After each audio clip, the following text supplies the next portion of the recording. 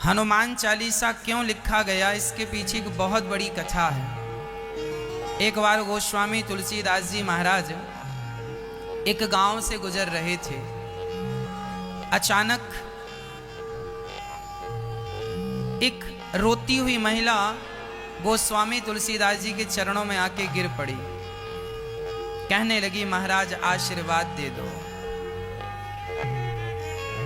तो गोस्वामी तुलसीदास जी ने कह दिया, जाओ सदा सुहागिन रहो। एक स्त्री को सबसे इससे बड़ा वरदान और क्या होगा। उसको ये कहा जाए सदा सौभाग्यवती रहो, सदा सुहागिन रहो, सदा सुहागन रहो। इससे बड़ा और वरदान क्या चाहिए एक पतिव्रता नारी को। गोस्वामी जी को लगा ये रो रही है, कोई संकट है, तो कह दिया जाओ सदा सुहागन रहो। जब गोस्वामी जी ने ये आशीर्वाद दे दिया, तब उस महिला ने रोते हुए कहा, महाराज मैं तो आपके चरणों में इसलिए आई हूं कि मेरे पति मर चुके हैं। उसके पति मरे पड़े थे और उसे पता चला कि नगर में गोस्वामी श्री तुलसीदास जी आए हैं। उस समय तुलसीदास जी बड़े विद्वान, बड़े भक्त के रूप में समाज में पूजे जाते थे। उस महिला को पता चला कि मेरे पति, उसके पति मर गए अचानक, और जब पति मरे उसे पता चला कि नगर में गोस्वामी श्री तुलसीदास जी आए हैं। चरणों में गिर पड़ी और अचानक तुलसीदास जी के मुख से निकल गया, सदा सुहागन रहो। अब तो चक्कर में पड़ गए बाबा जी। महाराज आपने मुझे सुहागन का वरदान दिया है और मेरे पति तो मर चुके हैं। उनकी अर्थी उठने वाली है, नगर इकट्ठा हो चुका है, अर्थी सजाई जा रही है। तब तुरंत श्री गोस्वामी जी ने भगवान से कहा, प्रभु ये क्या लीला है आपकी। यदि मेरे मुंह से कुछ निकला है तो नाथ मैं अपनी वाणी कभी नहीं बोलता। मैं तो जो बोलता हूँ रघुनंदन आपकी ही वाणी बोलता हूँ। शायद आपने ही बुलवाया है, और आपने बुलवाया है तो फिर ये वचन मिथ्या नहीं होना चाहिए।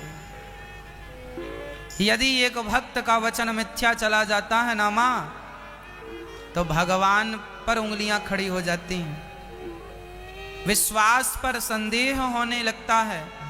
और मैं आपसे कह चुका हूं कि भगवान कभी विश्वास को टूटने नहीं देते। भगवान सदा भक्तों के विश्वास की रक्षा करते हैं। जब श्री गोस्वामी तुलसीदास जी ने बड़े भाव से वहां बैठकर, बेटी तू चिंता ना कर, अब राम जी कुछ करेंगे। गोस्वामी जी वहां बैठकर और सीताराम सीताराम सीताराम सीताराम सीताराम सीताराम सीताराम सीताराम जपने लगे। और ऐसी श्रद्धा, ऐसी भावना से जपे, और भगवान उनके जपन से, भगवान उनकी भक्ति से ऐसे प्रसन्न हुए कि हमारे भक्त का वचन मिथ्या ना हो। उसका मरा हुआ पति उठकर बैठ गया। सबके देखते देखते यह बात हवा की तरह सारे संसार में फैल गई कि तुलसीदास जी बड़े चमत्कारी संत हैं। उस समय अकबर का शासन था। जब यह बात अकबर को पता लगी कि हिंदू धर्म के कुछ संतों ने इतना बड़ा चमत्कार किया कि मुर्दे को जिंदा कर दिया, तो अकबर ने तुलसीदास जी को अपने यहाँ आमंत्रित किया, आओ और हमें भी कुछ चमत्कार दिखाओ। तुलसीदास जी मना करते हैं, अकबर हम ना तुम्हारे घर आएंगे, ना तुम्हारे दरबार आएंगे, और ना तुम्हें चमत्कार दिखाएंगे। हम कोई चमत्कार दिखाने वाले बाबा नहीं हैं। हम तो सिंपल अपने राम का नाम जपते हैं। चमत्कार तो हमारे राम नाम में है, चमत्कार तो हमारे भगवान करते हैं, और वह श्रेय अपने भक्तों को देते रहते हैं। भगवान सबसे बड़े चमत्कारी हैं। हम तो केवल उनका नाम लेना जानते हैं, और हम तुम्हारे दरबार नहीं आएंगे, हमें कुछ लेना देना थोड़ी है तुमसे। अकबर को बड़ा बुरा लगा कि हिंदू संत ने हमारा अपमान कर दिया। अपने सैनिकों को भेजा, जाओ तुलसीदास को पकड़ कर लाओ। सैनिक गए, तुलसीदास जी के हाथों में हथकड़ियां डाल के बांध कर लेके आए, दरबार में खड़ा किया गया। तुलसीदास जी के हाथों में बंधन था, पांव में बेड़ियां थीं, और अकबर कह रहा था, यदि तुम बड़े भक्त हो तुमने मुर्दे को जिंदा किया है, तो आज हमें चमत्कार दिखाओ। तुलसीदास जी बोले, भैया मैं भगवान का नाम जपना जानता हूँ, मेरे से चमत्कार नहीं आता। भगवान ही वचन की रक्षा करते हैं, मैं क्या करूं। जब तुलसीदास जी ने कोई चमत्कार नहीं दिखाया तो काल कोठरी में बंद कर दिया तुलसीदास जी को अकबर ने। उस काल कोठरी में गोस्वामी तुलसीदास जी ने हनुमान चालीसा की रचना की। इसमें लिखा है, उस काल कोठरी में जाकर श्री गोस्वामी तुलसीदास जी ने हनुमान चालीसा की रचना की। और इसमें लिखा है, जो यह पढ़े हनुमान चालीसा। आगे गोस्वामी तुलसीदास जी इसमें लिख रहे हैं कि छूटहि वंदि महासुख होई, जो शतवार पाठ कर कोई। जो शत मतलब 100, जो शतवार पाठ कर कोई कर जोई, छूटय वंदी। जो 100 बार हनुमान चालीसा का पाठ कर लेगा। गोस्वामी श्री तुलसीदास जी ने अपने आप वहाँ काल कोठरी में हनुमान चालीसा शुरू किए और पढ़ने लगे। अपने आप हनुमान जी की कृपा हुई और हनुमान चालीसा पूरा होते होते जब यह चौपाई उन्होंने पढ़ी कि जो यह पढ़े छूटय बंदी महासुख होई, उसी समय हजारों की संख्या में बंदर वहां आए और बंदरों ने आके जो वहां का क्रूर शासक था, जिसने गोस्वामी जी को बंद किया था, उनकी सिंहासन तक बंदर पहुंच के और सारी सेना को जो बंदरों ने मारना शुरू किया। अर्थात स्वयं अनेक रूप में श्री हनुमान जी प्रकट होके और उस दुष्ट व्यक्ति को, उसकी सेना को जब तहस नहस करना शुरू किया, मारना शुरू किया, अकबर का शासन हिलने लगा।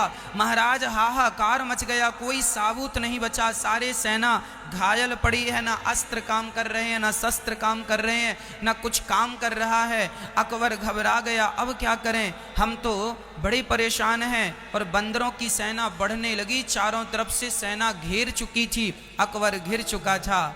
तब किसी ने कहा कि आपने जो हिंदू संत को बंदी बना रखा है, ये सब उसी के बंधन का ये प्रभाव है, उसे जल्दी आज़ाद करो। अकबर ने तुरंत जाकर तुलसीदास जी को प्रणाम किया, महाराज आपका चमत्कार हमने देख लिया, हमें माफ़ कर दीजिए। तब तुलसीदास जी बाहर आए और बाहर आते ही हनुमान जी का वह रौद्र रूप अपने आप समाप्त हो गया। अर्थात वहाँ एक भी बंदर नजर नहीं आए। इसलिए श्री हनुमान जी महाराज को प्रत्यक्ष रूप में हनुमान स्वयं गोस्वामी तुलसीदास जी बंधन में बंध चुके थे, तब हनुमान चालीसा का पाठ किया और छूटय बंदी महासुख होई। इसलिए आप भी संसार के बंधन से मुक्ति चाहते हैं, कोई आपका निर्दोष व्यक्ति जेल में चला गया है, तो आप हनुमान चालीसा का 100 पाठ रोज कीजिए। हनुमान जी की कृपा से आप निर्दोष साबित होकर तुरंत बाहर आ जाएंगे। यह हनुमान जी की प्रत्यक्ष कृपा है। इसलिए हनुमान चालीसा का एक पाठ तो आप रोज करें। छूटय बंदी महा सुख होई। इसलिए गोस्वामी तुलसीदास जी ने यह काल कोठरी में हनुमान चालीसा लिखा। हनुमान जी की कथा भी अनंत है, पर हनुमान जी की कथा जब भगवान श्री राम को हनुमान जी मिले या हनुमान जी को श्री राम जी मिले, तब से लेके आज तक हनुमान जी की कथा कही सुनी जाती है।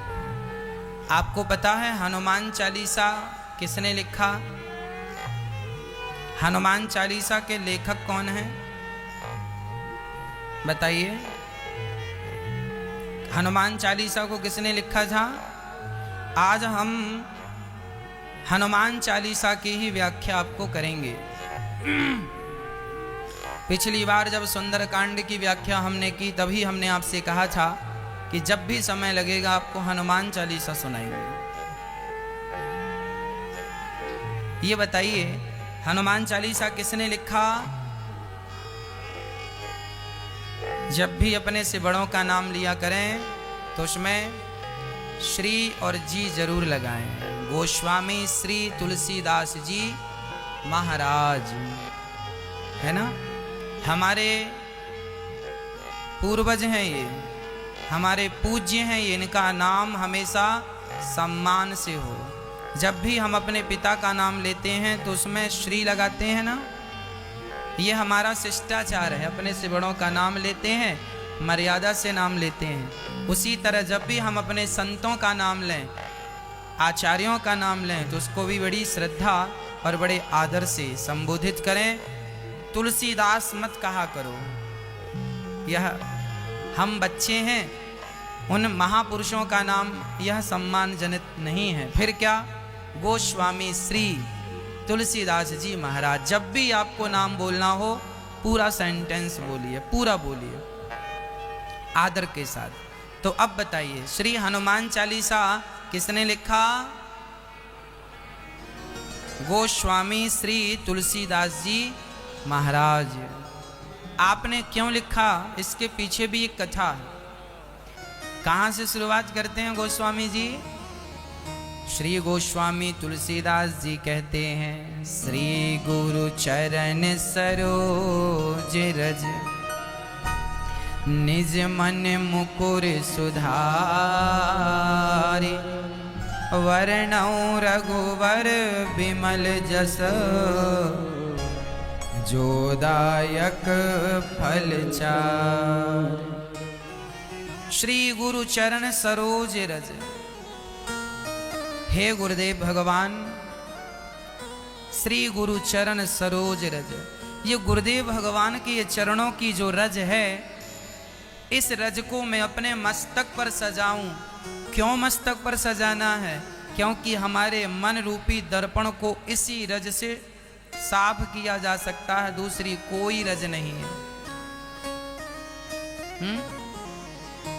हमें अपने गुरुदेव भगवान के चरणों की धूल को अपने मन हृदय में लगाना चाहिए। क्या होगा?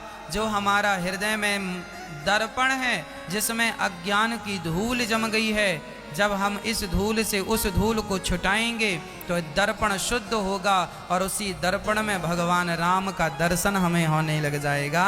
इसलिए अब मैं गुरुदेव भगवान के चरणों की रज का आश्रय लेकर वर्णौ रघुवर बिमल जसु, अब मैं राम जी के पावन यश का गुणगान करूंगा, जो चारों पुरुषार्थों को देने वाला है। जो दायक फल चार, चार प्रकार के फल होते हैं, धर्म अर्थ काम और मोक्ष।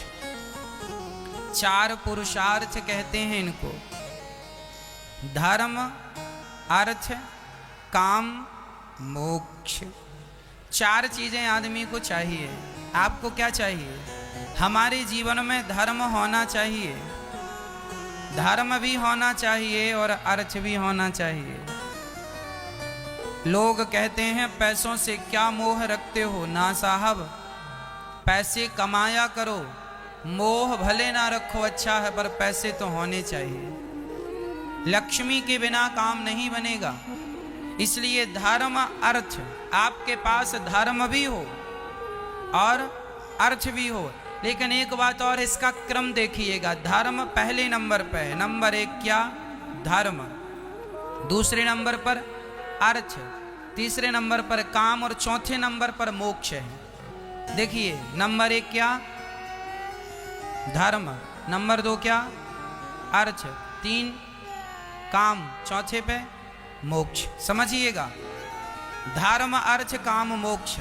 सबसे पहला है धर्म। यदि आपके जीवन में धर्म का आचरण आ गया, यदि आप धर्मात्मा हो गए, तो अर्थ अपने आप आएगा। आप लोग किसके पीछे भाग रहे हैं? अर्थ के पीछे ना, गलत रास्ता, ट्रैक ही गलत है आपका। अर्थ दूसरे नंबर पर है, धर्म पहले नंबर पर। धर्म के पीछे भागो तो अर्थ आपके पीछे पीछे भागने लग जाएगा। आप धन के पीछे भाग रहे हो तो ना धन मिला ना धर्म मिला। भगवान का नाम क्या है? धर्म। ईश्वर का एक नाम है मैया धर्म।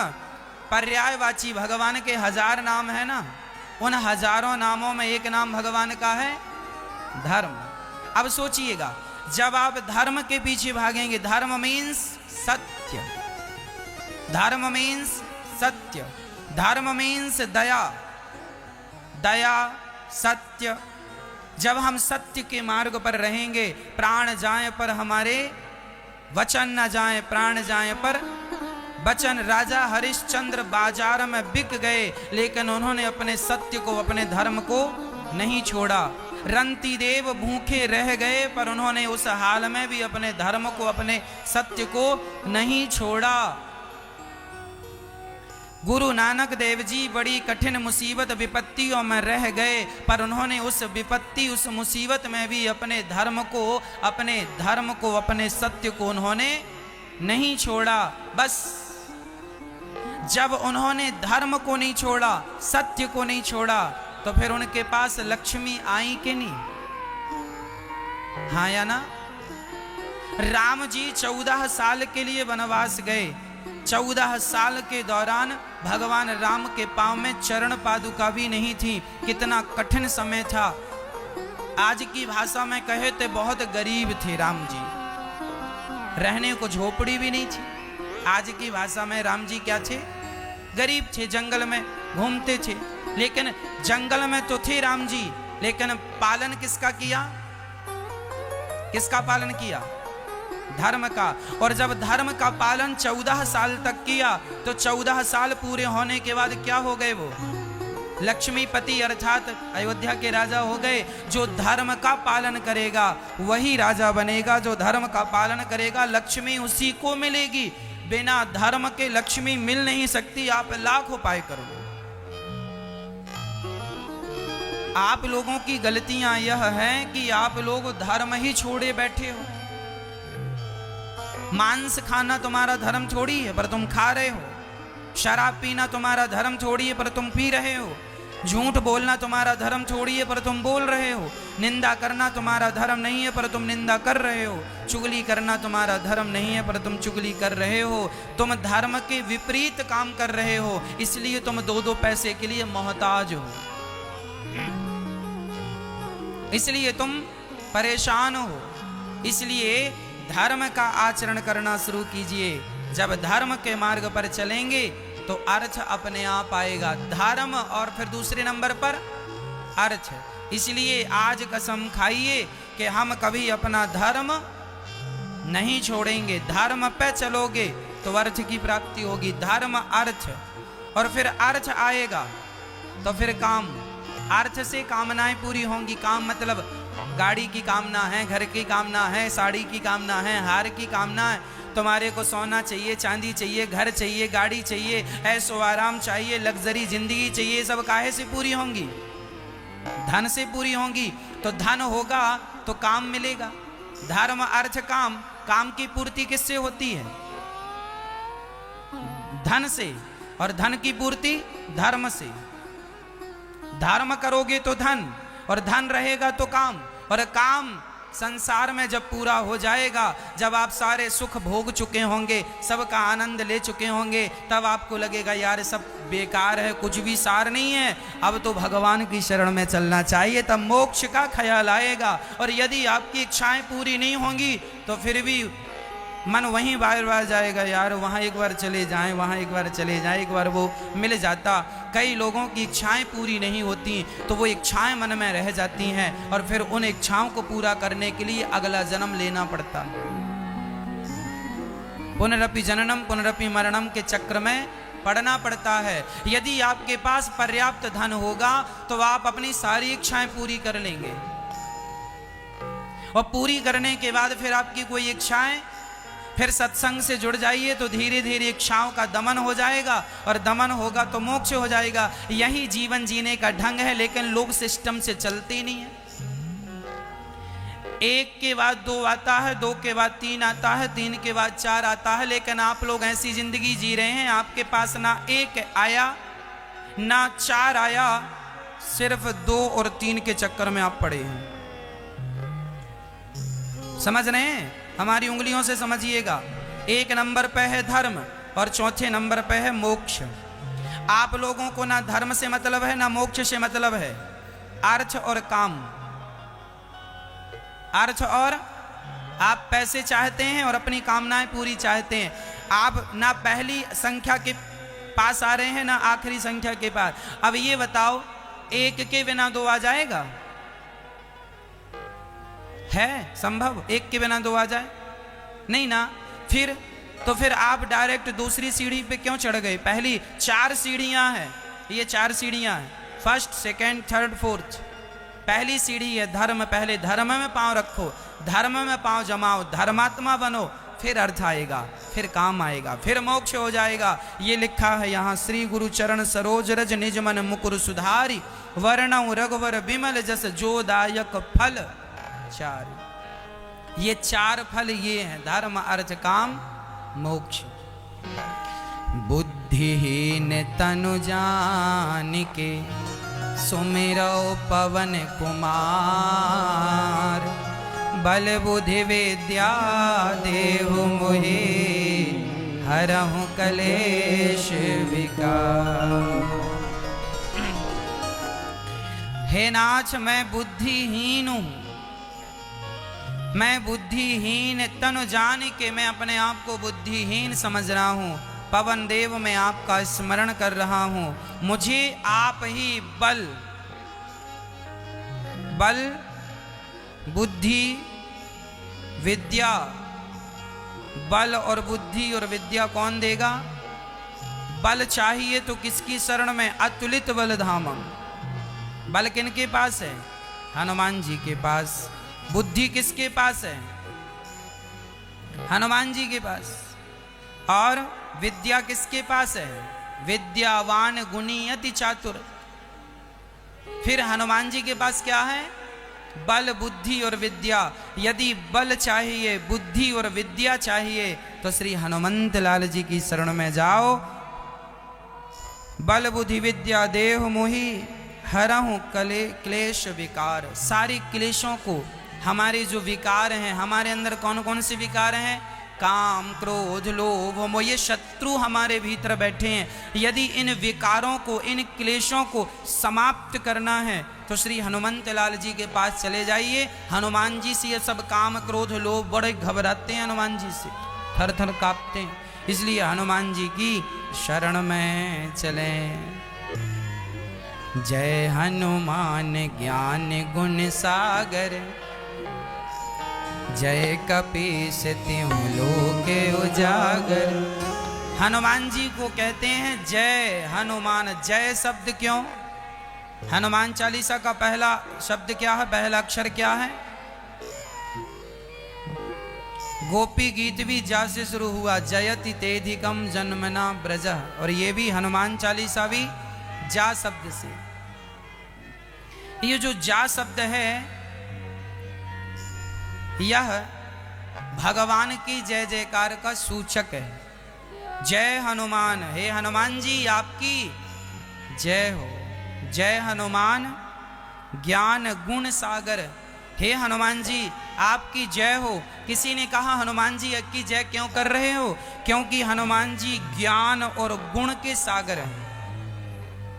देखो हनुमान जी की बात समझिएगा, हनुमान जी ज्ञान के भी सागर हैं और गुणों के भी सागर हैं। अच्छा, ज्ञान और गुण अलग अलग हैं कि एक ही हैं?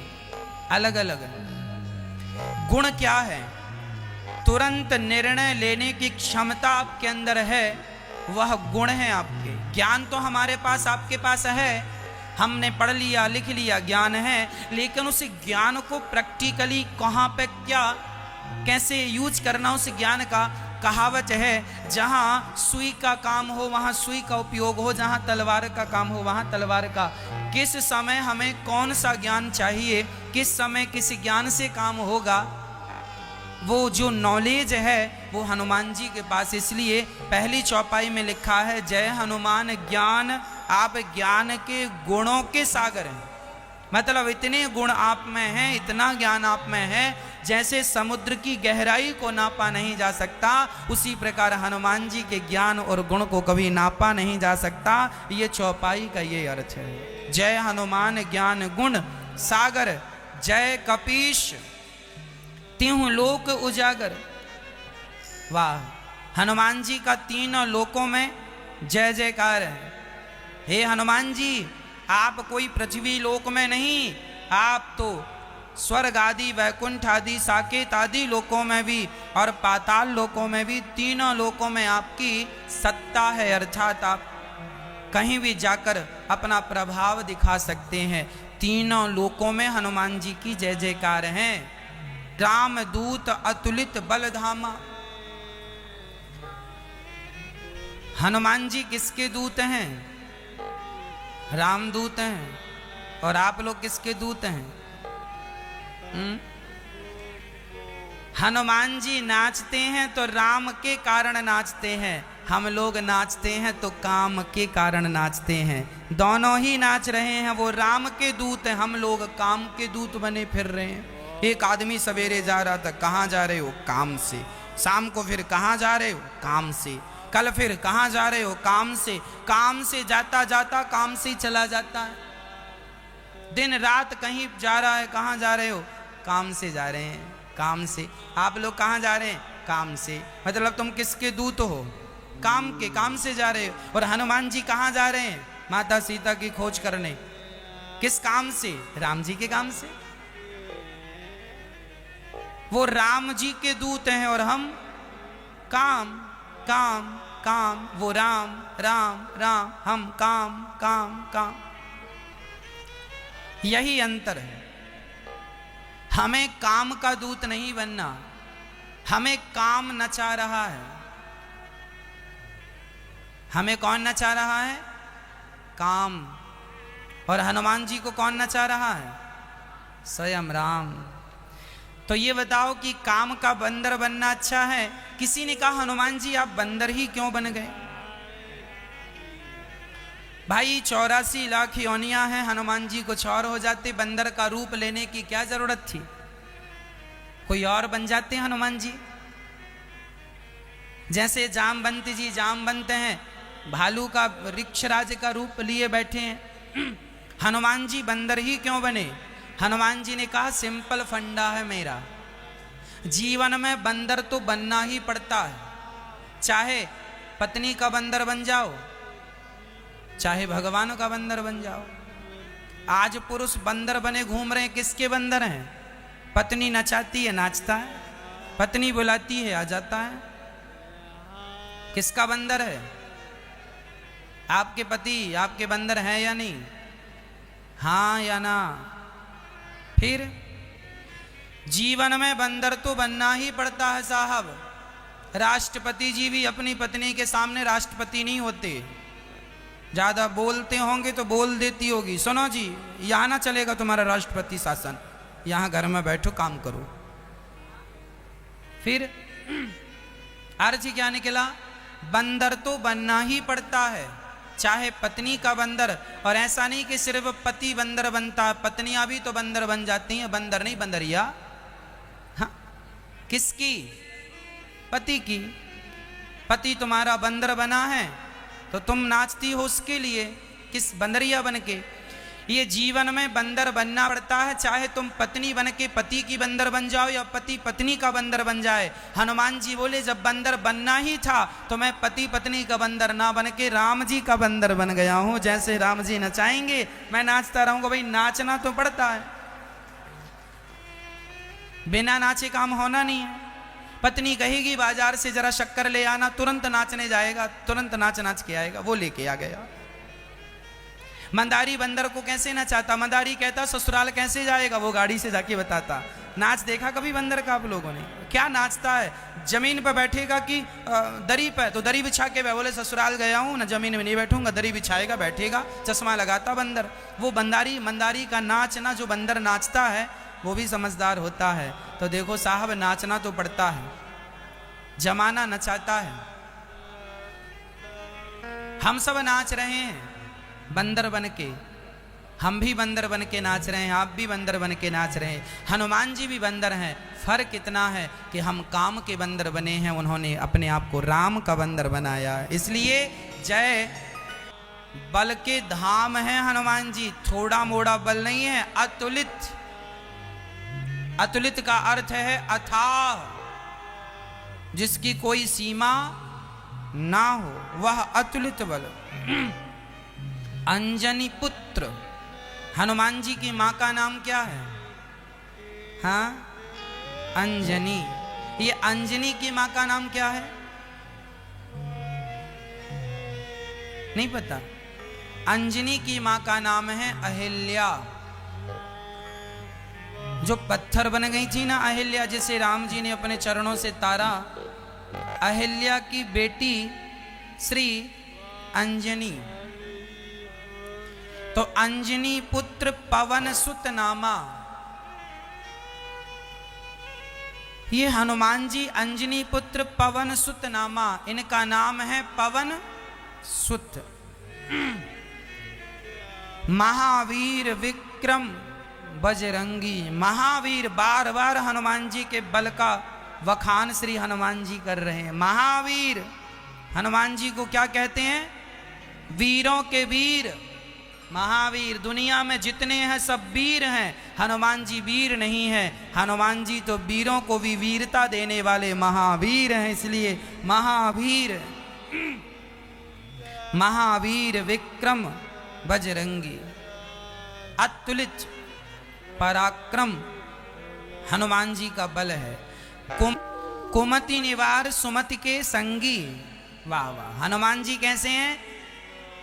दो चीजें होती हैं मैया, एक होती है कुमति, एक होती है सुमति। और विभीषण जी रावण को समझा रहे हैं, कुमति सुमति सबके और रहाही, नाच पुराण निगम अस कहाही। अच्छा ये बताओ, आपके घर में दोनों चीजें हैं, प्रेम भी है और झगड़ा भी है। पत्नी से आप सवेरे लड़ लेते हैं, शाम को प्यार कर लेते हैं। मतलब आपके यहाँ कुमति और सुमति दोनों हैं। हाँ या ना? सबके घर होती है। यहाँ ये बात स्पष्ट समझ लेनी चाहिए कि देखो, लड़ाई झगड़े सबके घर होते हैं। सबके घर, जहाँ चार बर्तन हैं आवाज तो आएगी। सबके घर में झगड़ा होता है। किसी के घर थोड़ा, किसी के घर और थोड़ा, किसी के घर ज्यादा, किसी के घर और ज्यादा, बस सबके घर होता है, संभव है। भगवान राम के घर झगड़ा हुआ नहीं हुआ? झगड़ा ना हुआ होता तो राम जी वनवास ना जाते। केवल राम जी के घर झगड़ा हुआ ना, भगवान श्री कृष्ण के घर झगड़ा हुआ। कहां झगड़ा हुआ? मामा जी माता भगवान श्री कृष्ण की मां अर्थात देवकी मां के बाल पकड़ के जेल में बंद कर रहे हैं। झगड़ा नहीं तो क्या था? अब जेल के अंदर भगवान श्री कृष्ण का जन्म हुआ तो झगड़ा तो था। कहां नहीं है झगड़ा, कहां नहीं है विवाद। पर समझदारी यह है कि विवाद हो तो तुरंत घर में कचरा फैले, तुरंत झाड़ू उठाओ और कचरे को साफ करने लग जाओ। यही समझदारी है। कचरे को देख देख रोने से या कचरे को देखकर हिम्मत हारने से काम नहीं बनेगा। झगड़ा है, उस झगड़े का इलाज क्या है, उस पर दिमाग लगाइए, विचार कीजिए और तुरंत झगड़े का निदान अर्थात समाधान कर दीजिए। जहां सुमति, जहां एकता है, जहां प्रेम है, वहां सबका वास है।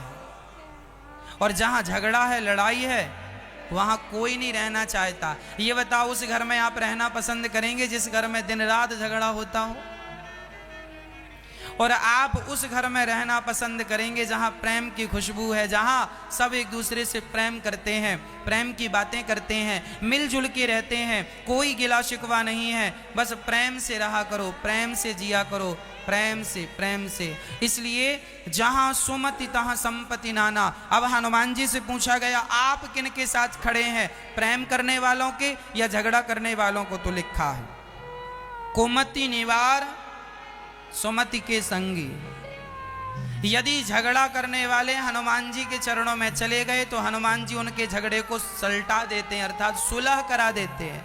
और यदि सुलह हो गई तो फिर हनुमान जी सुमति के संगी, जिनकी बुद्धि अच्छी है, जिनके घर प्रेम की अधिकता है, हनुमान जी उनके संगी हैं, उनके साथी हैं।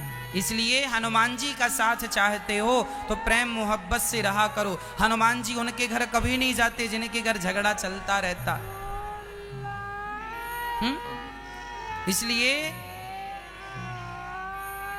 झगड़ा नहीं, प्रेम से रहा करो। आपके घर में विवाद हो जाए तो तुरंत उसे संभाल लो उन बातों को, ताकि वह ज्यादा आपको आगे चल के परेशान ना करे। घर में सबके भाई भाई का झगड़ा होता है, संभाल लो, सॉरी कह दो, झुक जाओ, बचा लो उस रिश्ते को, टूटने मत दो, काम आएंगे। गंदा पानी पीने का काम भले ना आए, पर आग बुझाने के काम तो देखो आता ही है। रिश्ते कहीं ना कहीं यदि पड़े हैं तो वो काम जरूर आएंगे। रिश्तों को तोड़ने से अच्छा है उन्हें रहने दो, कभी ना कभी वो रिश्ते काम जरूर आएंगे। मैया समझ रही हो? तो हनुमान जी किनके संगी हैं? सुमति के संगी, कुमति के संगी नहीं है। तो जहां सुमति तहां संपत्ति नाना, इसलिए प्यार से रहा करो, खूब प्रेम से रहा करो, झगड़ा ना किया करो। अब हनुमान जी कैसे दिखते हैं उसकी चर्चा है।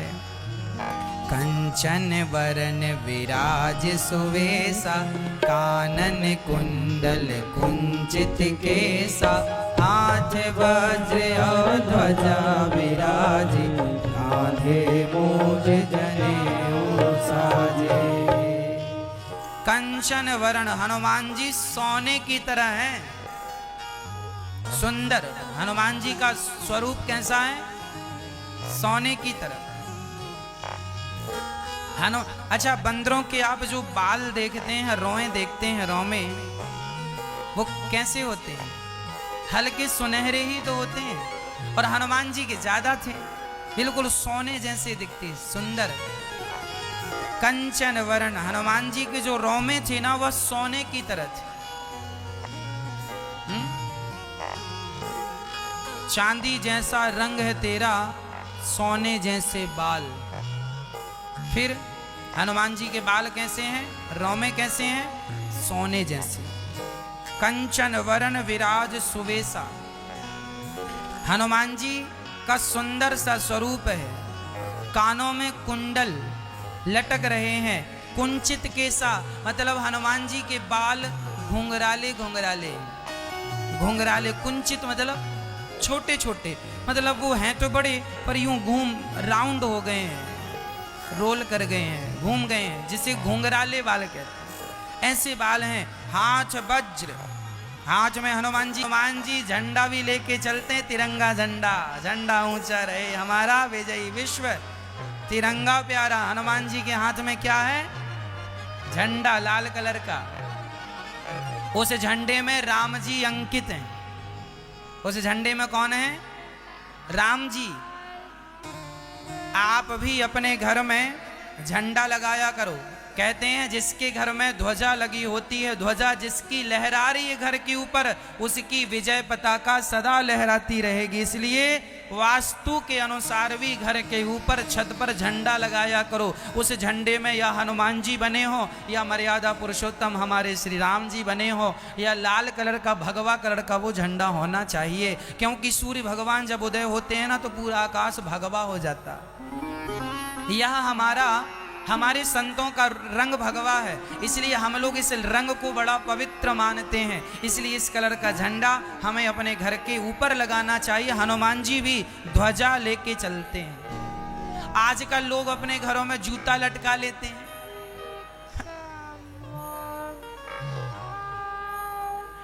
लाखों का घर बनवाया साहब, करोड़ों खर्च किए, और लटकाया क्या? जूता।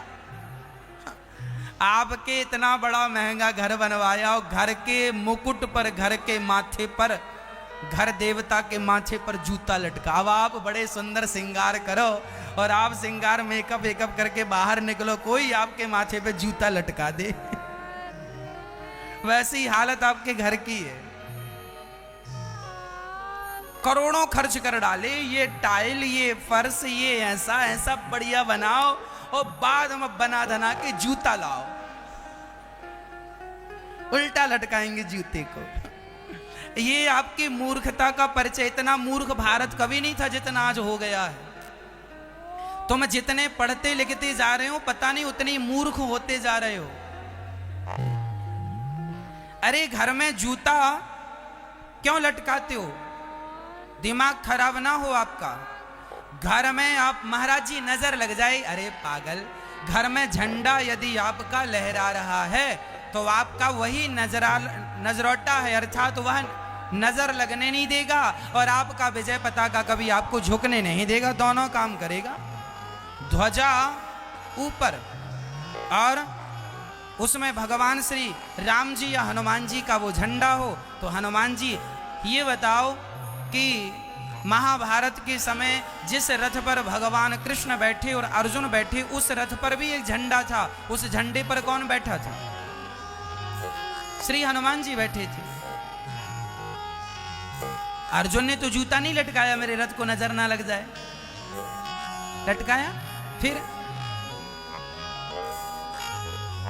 इसलिए जूता ना लटकाओ और क्या लटकाओ, क्या रखो? बढ़िया ध्वजा, हाथ वज्र और ध्वजा विराजे। क्या लगाएंगे घर के ऊपर? झंडा ऊंचा रहे हमारा, हाथ वज्र। अच्छा, हनुमान जी के हाथ खाली नहीं है, हनुमान जी के हाथ में गदा है। इसका मतलब यह है कि आप लोगों का हाथ भी खाली नहीं होना चाहिए। एक बात बताएं, अभी एक देश के बारे में हमने सुना, उस देश में आतंकियों ने कब्जा कर लिया। कौन सा देश है वो? अफगानिस्तान। अफगानिस्तान नाम के एक देश में मैया जी आतंकियों ने कब्जा कर लिया। राष्ट्रपति जी भागे वहां के, राष्ट्रपति भवन में जाके आतंकवादी बैठे हैं, सो रहे हैं, खा रहे हैं, आतंकवादी चले गए। लोग देश छोड़ छोड़ के भाग रहे हैं। देश में रहते कितने लोग हैं? लाखों, और आतंकवादी कितने हैं? हजारों। अब 1000 लोगों को लाखों नहीं मार पा रहे हैं। क्यों नहीं मार पा रहे हैं? कल भगवान ना करे आपके ऊपर कोई उंगली उठाए, इसलिए हम कहे देते हैं आपसे, अभी से तैयारियां शुरू कर दो। हम आपसे ये कहना चाह रहे हैं कि आपके बच्चों को और आपकी बेटियों को, दोनों को लाठी चलाना भी आना चाहिए और तलवार चलाना भी आना चाहिए। सिंहासन हिल उठे राजवंशों ने भ्रकुटी तानी थी, बूढ़े भारत में भी आई फिर से नई जवानी थी, खूब लड़ी मर्दानी वो तो। हाँ, झांसी की रानी होती ना तो वो देश छोड़ के ना भागती, वो उन आतंकियों को घुस के मारती। इसलिए भागने से अच्छा मर जाओ, भागने से अच्छा है मर जाओ, पर लड़ो। मैं अपने देशवासियों को यही कहूंगा, भगवान ना करे मेरे देश पर कभी कोई ऐसे आतंकवादी यदि नजर डालें तो हमें मर जाना होगा अपने देश के लिए, पर भागना नहीं होगा। हम मर जाने वाले। उनकी बंदूक में साला गोली कितनी है? हम एक आदमी 100 गोली खा के उनकी गोलियां खत्म कर देंगे, जो हमारी पीछे की भीड़ खड़ी होगी वो जाके उन्हें मारेगी। हम गोलियां खाएंगे और पीछे की भीड़ मारेगी उन्हें जाके। हाथ वज्र और ध्वजा। सीख लो हनुमान जी, हमारे देवी देवता खाली हाथ नहीं बैठे। राम जी के हाथ में धनुष है, दुर्गा जी के हाथ में त्रिशूल भी है, चक्र भी है, भगवान नारायण सुदर्शनधारी हैं। फिर और आप तो कम से कम बेटियों को कहो तलवार चलाया करें। तलवार ना सही तो लाठियां तो भांजना सीखें। कल कोई लड़का आपकी बेटी को कल सड़क में परेशान करे तो कम से कम उससे तो निपट ले, उससे तो अपनी रक्षा कर ले। कि जब प्यास लगेगी तभी कुआं खोदोगे, पहले से कुआं खोद के रखो। हाँ या ना?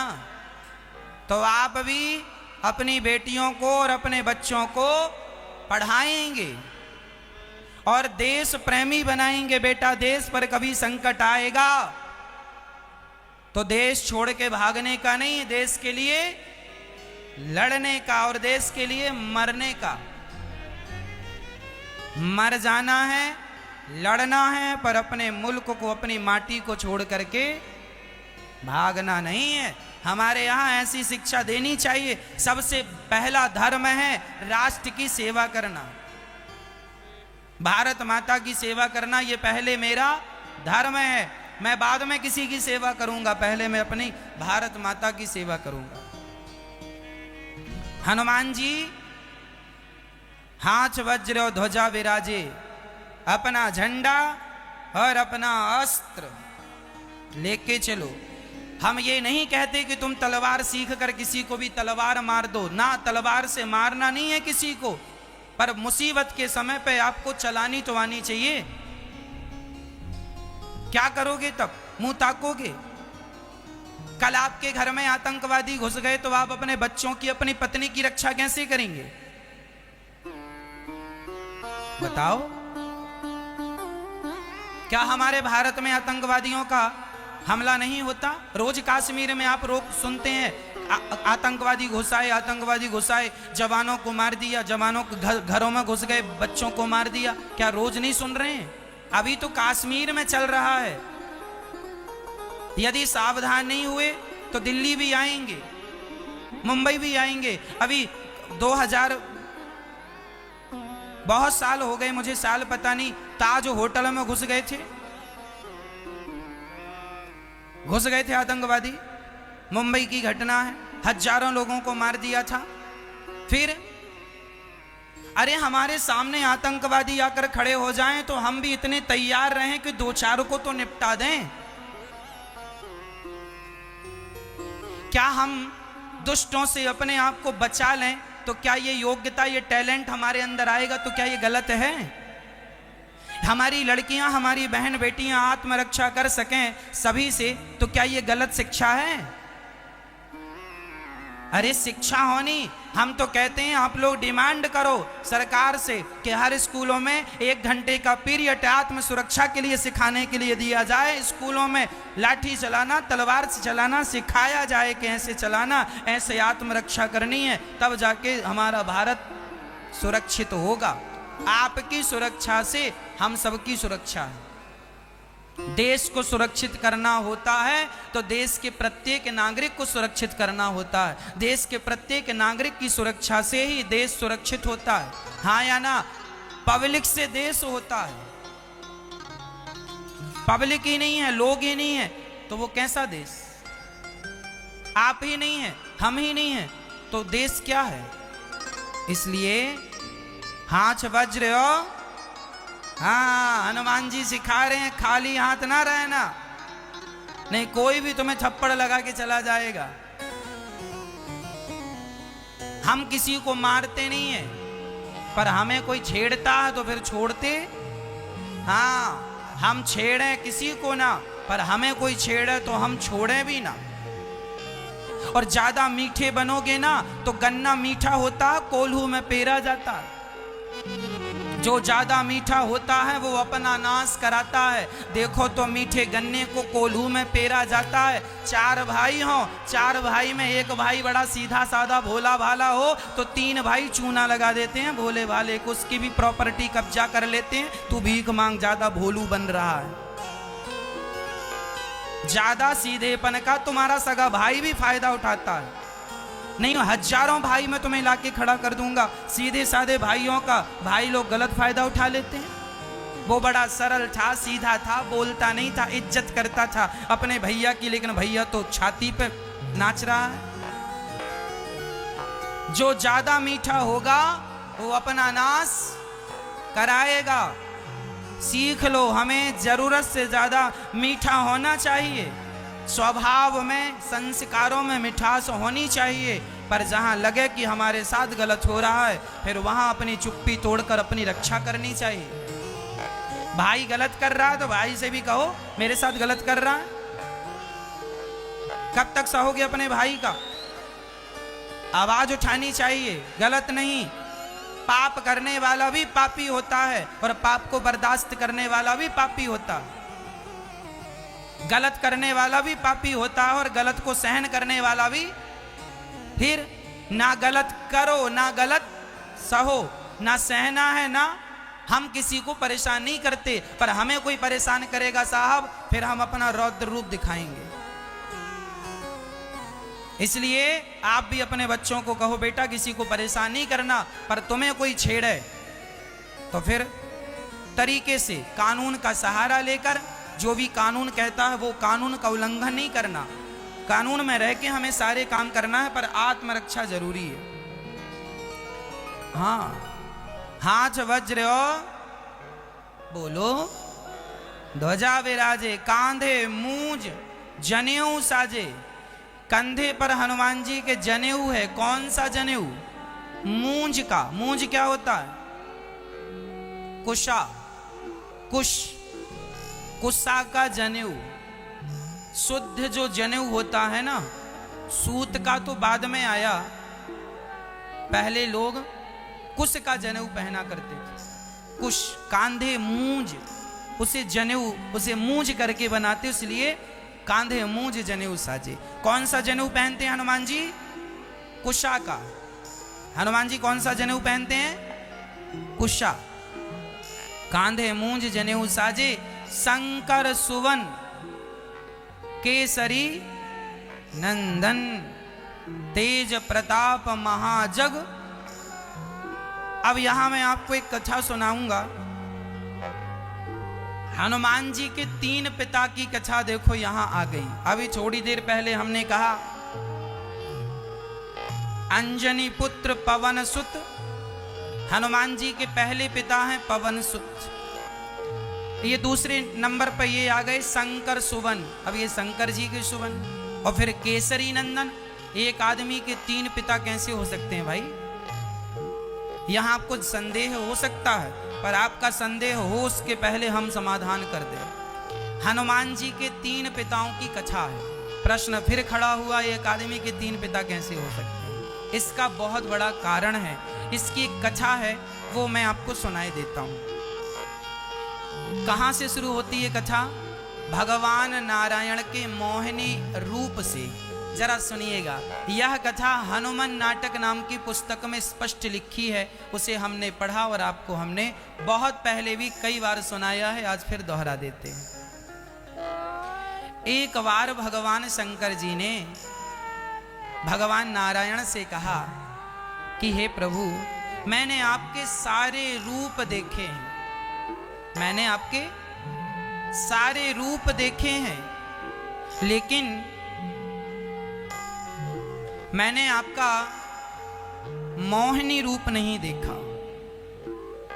मैंने आपके सारे रूप देखे हैं, पर मैंने आपका मोहिनी रूप नहीं देखा। शंकर जी कहते हैं मुझे अपना मोहिनी रूप दिखा दो। भगवान नारायण ने कहा शंकर जी हमारा मोहिनी रूप ना देखिए, नहीं तो आप ही मोहित हो गए तो हम क्या करेंगे। शंकर जी बोले ना ऐसा कुछ नहीं होगा, हमें दिखाओ। अब भगवान बोले मत देखो शंकर जी, ना दिखाओ, मत देखो शंकर जी, ना दिखाओ। तो भगवान अच्छा ठीक है देख लो। और भगवान जब नारायण मोहिनी रूप में आए तो भगवान इतने सुंदर थे, इतने सुंदर, वो भगवान ही हैं, उनसे सुंदर तो सृष्टि में कुछ हो नहीं सकता। उनका मोहिनी रूप इतना सुंदर शंकर जी ने कभी देखा नहीं। देखते ही शंकर जी मोहित हो गए और शंकर जी मोहिनी भगवान को पाने के लिए दौड़ने लगे। तुम्हें गले लगाएंगे, तुम्हें हृदय से लगाएंगे। अब मोहिनी भगवान के पीछे भागे और शंकर जी जब पीछे भागे तो शंकर जी मोहिनी भगवान के पीछे भागते भागते वो कामांध हो गए और तभी शंकर जी का तेज निकल गया। अब शंकर जी का जब तेज निकला तो वह ऊपर से जब नीचे गिरने लगा तो भगवान नारायण को लगा ये शंकर जी का तेज गिरेगा, प्रलय ला देगा। तुरंत भगवान नारायण ने उस तेज को अपने हाथ में थाम लिया। भगवान शंकर का वह तेज अपने हाथों में थाम लिया। अब शंकर जी और भगवान नारायण संग में हो गए। भगवान नारायण ने कहा मना किया था मत देखिए, देखो देखा, परिणाम ये तेज आपका निकल गया। अब क्या करें? बोले ये आपका तेज है, यूं तो फेंक नहीं सकते, कहीं ना कहीं स्थापित करना पड़ेगा, किसी स्त्री के गर्भ में डालना पड़ेगा। अच्छा कैसे? कौन स्त्री है? बोले अंजनी नाम की स्त्री यहाँ पर रहती है, चलो हम दोनों चलते हैं। तो शंकर जी और भगवान नारायण दोनों सामान्य साधु के रूप में आए, वो तेज हाथ में लेकर, और अंजनी से कहा जरा हमें पानी पिलाओ। अंजनी बोली पानी तो पिलाएंगे पर हम किसी पुरुष का स्पर्श नहीं करते। ठीक है स्पर्श मत करो, पर ये बताओ तुमने गुरु मंत्र लिया है? बोले हाँ हमने गुरु मंत्र तो अभी नहीं लिया। तो भगवान नारायण ने कहा जो गुरु मंत्र नहीं लेता हम उसके हाथ का पानी नहीं पीते, तो पहले गुरु मंत्र लो। तो अंजनी ने कहा आप ही गुरु मंत्र दे दो। तो अंजनी ने अपना कान ऐसे बाहर किया, तो भगवान नारायण ने शंकर जी का वह तेज पवन देवता से कहा आओ जरा मदद करो। तो जैसे आप कोई वजनी सामान उठाने के लिए क्रेन बुलवाते हो, क्रेन से उठाकर सामान रखवा देते हैं, उसी प्रकार पवन देवता आए और उन्होंने अंजनी भगवान शंकर का तेज भगवान नारायण के हाथ से उठाया। पवन देवता ने वायु के द्वारा अंजनी के कान से वह तेज ले जाकर गर्भ में स्थापित कर दिया। तो अंजनी गर्भवती हुई और गर्भवती होते ही कुछ दिनों में उनका विवाह केसरी से हो गया। तो अब समझिएगा, चूंकि शंकर जी का तेज था तो शंकर सुवन, शंकर जी के पुत्र कहलाए हनुमान जी। चूंकि पवन देवता के द्वारा गर्भ में डाला गया तो पवन पुत्र, और अंजनी का विवाह केसरी नाम के व्यक्ति से हुआ तो केसरी नंदन। तो एक ही हनुमान जी के 3 पिताओं की ये कथा है। इसलिए शंकर जी भी पिता माने गए और पवन पुत्र पवन भी माने गए और केसरी भी माने गए। ये कथा है हनुमान जी के इस चौपाई की ये व्याख्या। शंकर सुवन केसरी नंदन, तेज प्रताप, हनुमान जी का तेज और प्रताप ऐसा है जिसे तो सारा जग वंदन करता है। हनुमान जी का तेज ऐसा है सारे लोग उनको वंदन करते हैं, हनुमान जी को सब नमस्कार ही करते हैं। हनुमान जी से कोई उल्टी बात नहीं कर सकता। हनुमान जी से कलयुग में बिल्कुल प्रत्यक्ष रूप में है। आपको पता है वर्षों पहले अयोध्या के हनुमानगढ़ी मंदिर में आतंकवादियों ने टाइम बम लगाए थे। अयोध्या के हनुमानगढ़ी मंदिर में कुछ आतंकियों ने वर्षों पहले टाइम बम लगाए थे। अचानक वहां पर बंदर आए और उन्होंने उस टाइम बम का वह तार निकाल दिया। ये बात हम नहीं कह रहे हैं, आप न्यूज में अखबार में उस समय की वो निकाल के देख सकते हैं, सुन सकते हैं। अयोध्या में बम लगाए गए थे, हनुमानगढ़ी को उड़ाने का प्लान था आतंकवादियों का, लेकिन वहां प्रत्यक्ष रूप में हनुमान जी प्रकट होकर के तारों को निकाल करके और उस विस्फोट को होने ही नहीं दिया। और एक बम नहीं, कुछ और बम भी थे, अधिक संख्या में थे, सभी डिस्फ्यूज किए गए हनुमान जी के द्वारा। ये प्रत्यक्ष घटना है, आप देख सकते हैं यूट्यूब वगैरह में। तो हनुमान जी तो आज भी हैं, आज भी वो सुन रहे हैं, देख रहे हैं कहाँ क्या चल रहा है, और वो आज भी भक्तों के रक्षक हैं। जो उनकी शरण में है उनकी रक्षा करते हैं।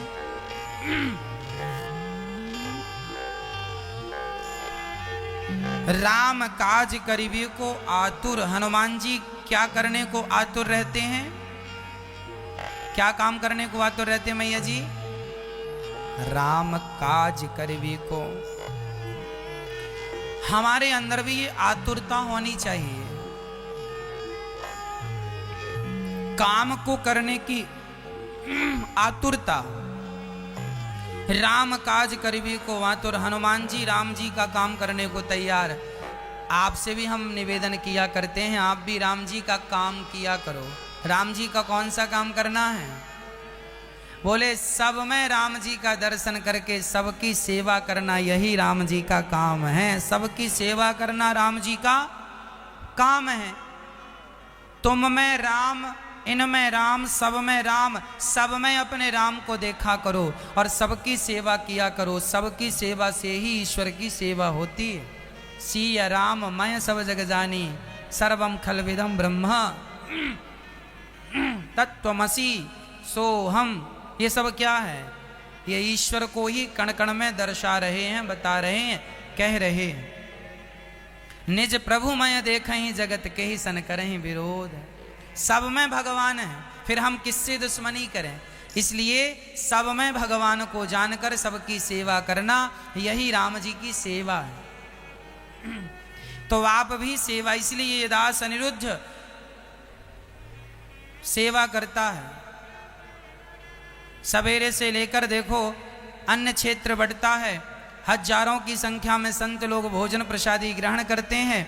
ये संतों की जो सेवाएं यहाँ चल रही हैं गौरी गोपाल अन्न क्षेत्र के द्वारा, तो क्या ये सेवा हनुमान जी को प्रसन्न नहीं कर रही होगी? क्या भगवान प्रसन्न नहीं हो रहे होंगे? अच्छा बताओ, इस धरती में सबसे बड़ी सेवा क्या है? किसी भूखे को रोटी देना और रोगी को दवाई देना, ये दो ही सबसे बड़े पुण्य के कार्य हैं। रोगी को क्या देना? दवाई, और भूखे को रोटी। और यहाँ गौरी गोपाल अन्न क्षेत्र से लोगों को भोजन मिलता है और गौरी गोपाल चिकित्सालय से लोगों को निःशुल्क दवाई मिलती है। दोनों सेवाएं यहाँ वर्षों से चल रही हैं। संतों की सेवा यहाँ नित्य, आप देख रहे हैं टीवी के माध्यम से किस प्रकार यहाँ रोज अन्न क्षेत्र बढ़ता है।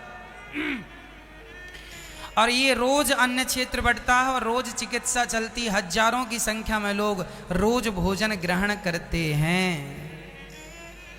तो यह राम की सेवा है। राम काज करिबे को आतुर, प्रभु चरित्र सुनवे को रसिया, राम लखन सीता मन। हनुमान जी हमेशा किसका चरित्र सुनना चाहते हैं? किनका चरित्र सुनना चाहते हैं? जहां राम जी की कथा होती है हनुमान जी वहां रहते ही रहते हैं, एक पल के लिए वहां से हटते नहीं, रहते ही रहते हैं।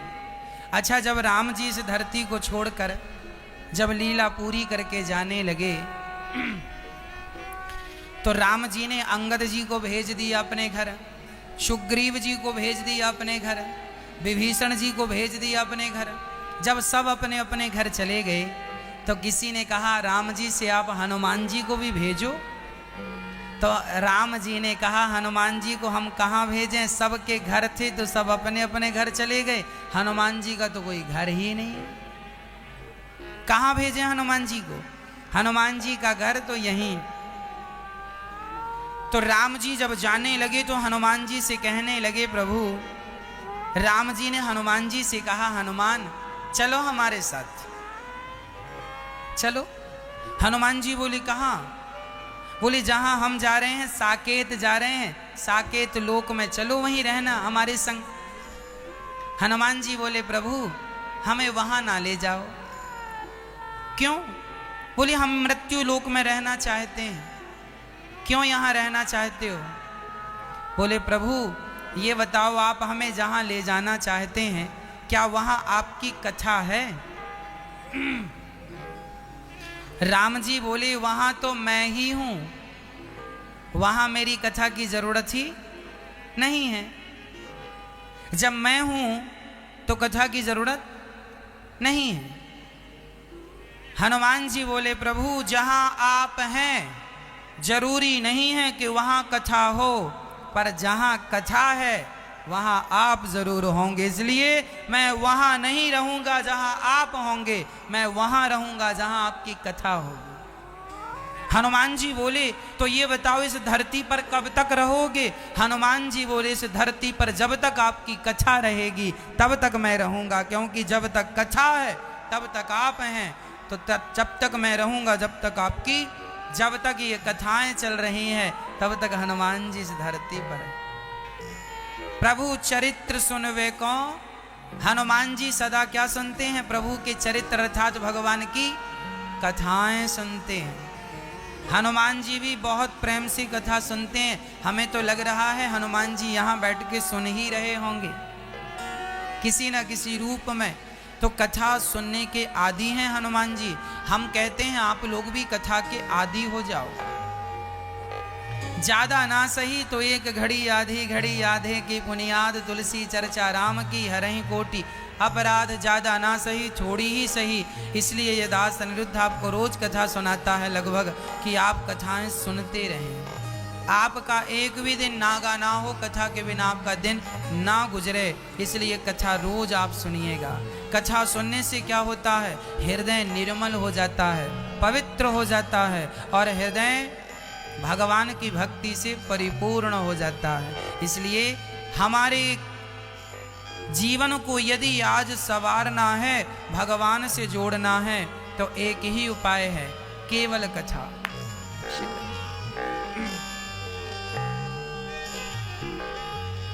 हाँ, केवल कथा। कथा ही हमें पार लगा सकती है, नहीं संसार में दूसरा कोई साधन नहीं। भगवान से अधिक राम कर नामा। राम जी ने कितनों का उद्धार किया है ये बताओ। गिने चुने आप उंगलियों में गिन सकते हैं, राम जी ने इतनों का उद्धार किया। मैं गिनवा दूं, चलो गिन लो। राम जी ने ताड़का का उद्धार किया, गिनो।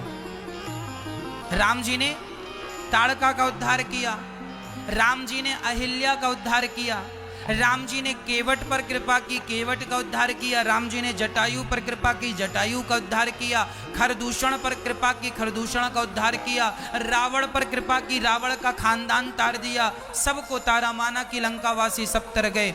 मतलब राम जी ने जितनों को तारा है वो उंगलियों में गिने जा सकते हैं। राम जी ने जितनों को तारा है वह उंगलियों में गिने जा सकते हैं, पर राम की कथा ने कितनों को तारा उसे आप उंगलियों में नहीं गिन सकते। राम से अधिक राम की कथा ने तारा। राम ने तो गिने चुने लोगों को तारा होगा, लेकिन राम की कथा ने तो हम जैसे पतितों को, हम जैसों को तार दिया। इसलिए राम से अधिक राम की कथा पावरफुल है।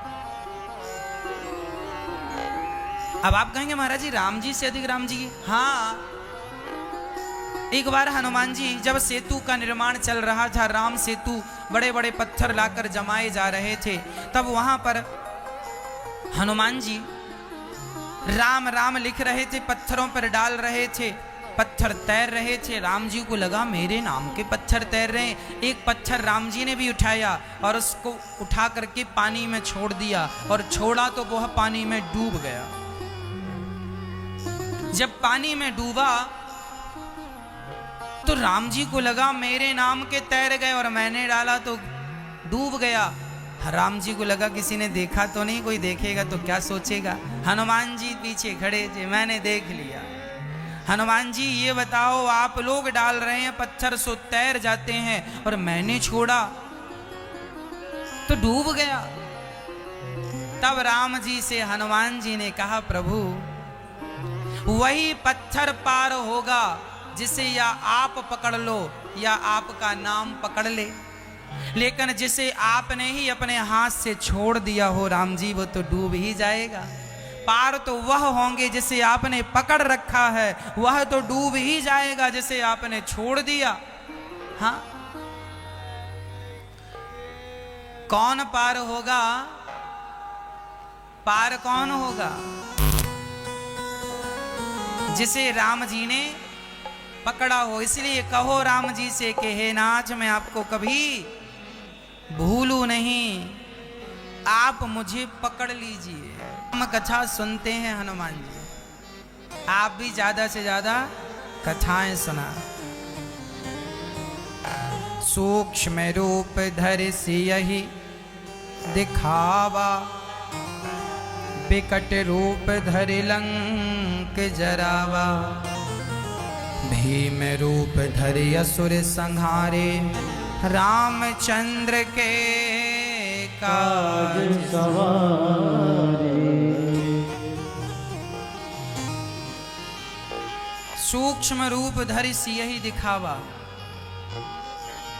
हनुमान जी जब लंका गए, यहाँ बहुत बड़ा संकेत है। मैं हनुमान चालीसा के माध्यम से इसका जो मर्म है, जिसे आप लोग समझते नहीं हैं, मैं वही समझाने का प्रयास कर रहा हूँ। मैया जी सुन लो मेरी माँ, बहुत ध्यान से सुनिएगा। हनुमान जी लंका गए तो बड़े बन के गए कि छोटे बन के गए? सूक्ष्म रूप धरि सियहि। हाँ, हनुमान जी छोटे बन जाते हैं। अच्छा, आप लोगों के साथ समस्या यह है कि आप एक बार यदि बड़े बन गए तो फिर आप छोटे नहीं बनते। आप एक बार पलंग में सो गए तो फिर नीचे नहीं सोते, है ना? ये समस्या है। जबकि हनुमान जी देखो यहां 3 रूपों की बात है। सूक्ष्म रूप धर सियहि दिखावा, विकट रूप धरि लंक जरावा, भीम रूप धरि असुर। 3 रूप देखो यहां हनुमान जी के गाए गए हैं गोस्वामी जी के द्वारा। मैं तीनों की व्याख्या करूंगा, जरा समझिएगा और इसे जीवन में चरितार्थ कीजिएगा। जब भी कोई काम करने जाओ, बड़ा, जहां जरूरत ना हो बड़ा बनने की, वहां छोटे बन जाओ। भाई बड़ा कहां बनना चाहिए? बोलो, बड़ा कहां बनना चाहिए? जहां बड़ा बनना चाहिए वहां आप बड़े बनते नहीं। अभी अफगानिस्तान में आतंकी हमला, अफगानिस्तान ही है, आतंकी हमला हुआ, हमने सुना वहां के राष्ट्रपति भाग गए, है ना? जबकि यही मौका था बड़ा बनने का। बड़ा बनना है तो यहां बड़ा बनो, अपनी सेना को तुरंत तैयार करो। मरना वैसे भी है, अपने देश की वो प्रधानमंत्री राष्ट्रपति जो भी हैं साहब भाग गए, उनको चाहिए था कि वो अपनी सेना को खड़ा करते और सेना को पॉजिटिव एनर्जी देते कि तुम जीत सकते हो, तुम में काबिलियत है, उन्हें सकारात्मकता से भरते। हो सकता है वो आतंकवादियों को मार डालते।